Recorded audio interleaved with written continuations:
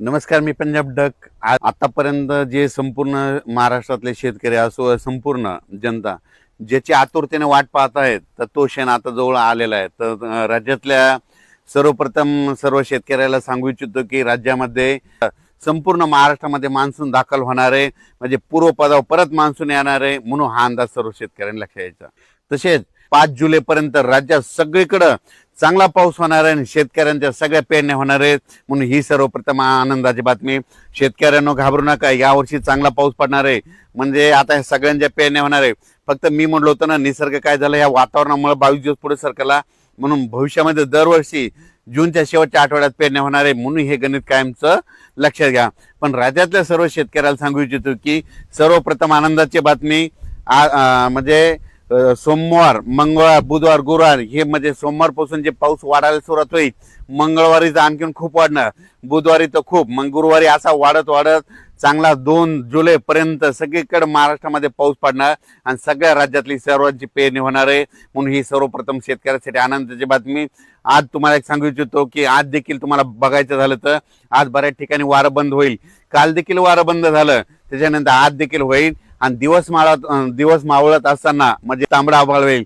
ज्या ज्या भागात जास्त तांबडा आभाळ झालं, वाटल्यास त्याचा फोटो काढून ठेवा.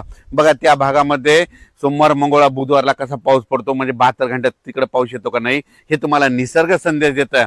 उभं जर वारं सुटलं ना, कोणता तज्ञ तुम्हाला पाऊस सांगत नाही, पण यापुढे एक गोष्ट लक्षात घ्या, असं उभं वारं सुटलं आणि त्याच्यानंतर आता हे वारं बंद झालं, नंतर दिवस मावळत असताना एकदम तांबडा आभाळ झालं, सगळीकडे झालं की तुम्ही म्हणायचं आता 72 घंट्यात पाऊस येणार आहे, म्हणून हा अंदाज सर्व निसर्ग देतो. कोणी शेतकऱ्याला कोणते तज्ञ सांगत नाही, म्हणून हा अंदाज सर्व शेतकऱ्यांना लक्षात यायचा.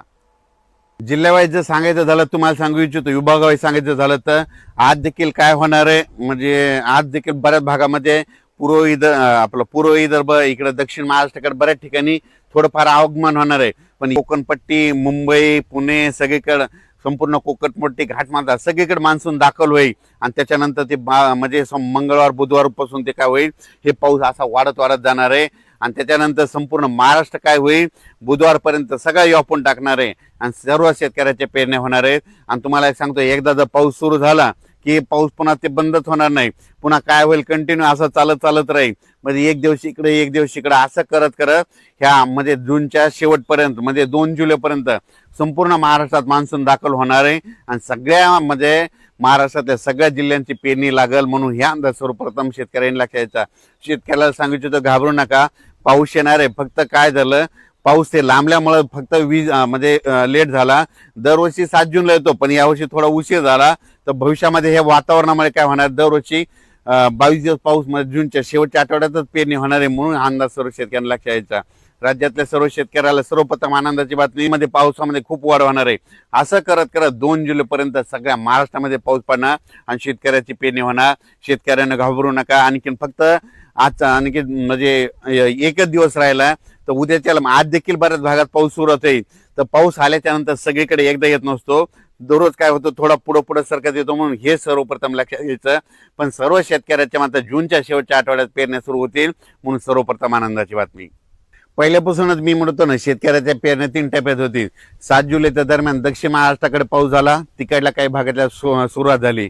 त्याच्यानंतर आता हे दुसरा 20 जून आपलं 21 जून ते 30 जून हे जे दुसरा टप्पा आहे, याच्यात मात्र बऱ्याच भागातल्या सगळ्यात जवळपास 80% भागातल्या पेरण्या लागतील. आणि त्याच्यामधून जर पाऊस वापसा नसली, काही नसलं, तर याच्यातून जर काही शेतकरी उरले तर 10 जुलै ते 15 जुलैमध्ये त्या टप्प्यामध्ये शेतकऱ्याच्या पेरण्या होणार आहेत. पण सगळ्या शेतकऱ्याच्या पेरण्या होणार आहेत, म्हणून हे अंदाज सर्व शेतकऱ्यांना आनंदाची बातमी. अचानक वातावरणात बदल झाला तर उद्या लगेच मेसेज दिला जाईल. धन्यवाद.